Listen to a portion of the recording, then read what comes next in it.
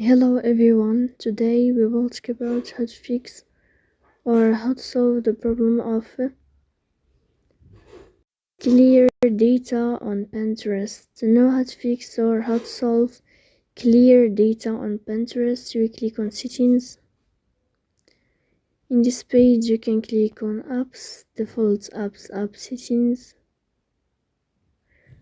On above you can search about Pinterest app. So here Pinterest like this. Then you can click on first stop and you can click OK. After that you'll enter to the window of storage. Here you can click clear cache. Don't forget to support us by like and subscribe. See you next time in another video. Goodbye.